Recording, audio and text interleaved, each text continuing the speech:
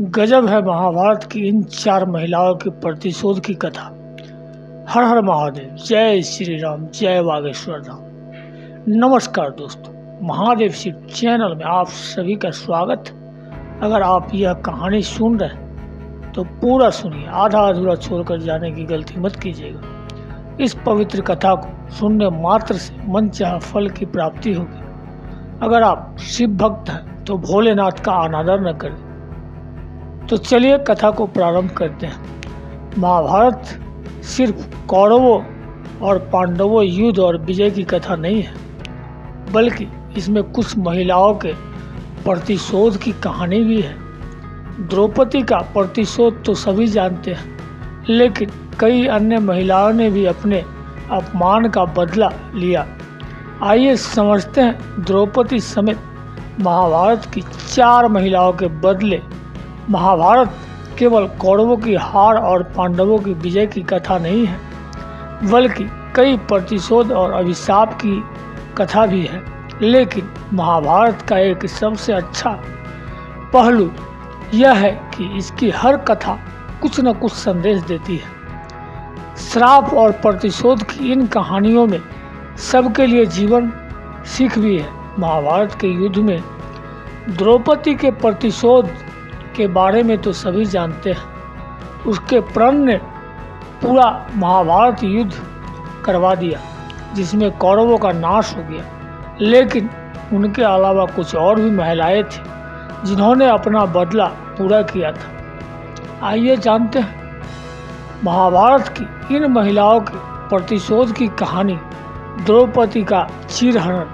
महाभारत युद्ध होने के चाहे अनेक कारण थे, लेकिन इसका अधिक स्पष्ट कारण था द्रौपदी का चीरहरण और उसका अपमान।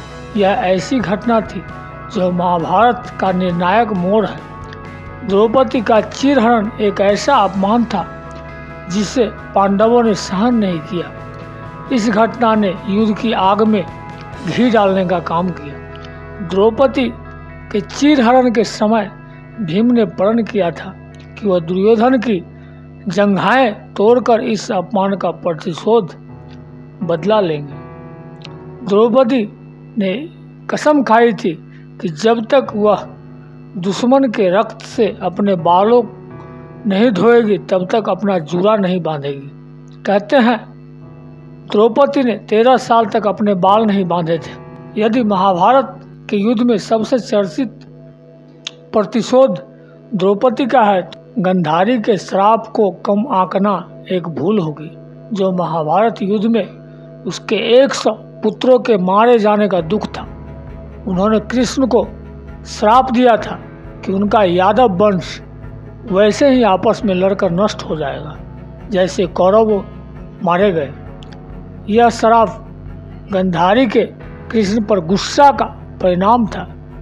कहते हैं गंधारी के श्राप से कृष्ण ने अपने सामने अपने खानदान के सभी लोगों को मरते देखा था। भानुमति दुर्योधन की पत्नी थी, जो अपने समय की महासुंदरी थी। वह काम्बोज के राजा चंद्रवर्मा की पुत्री थी।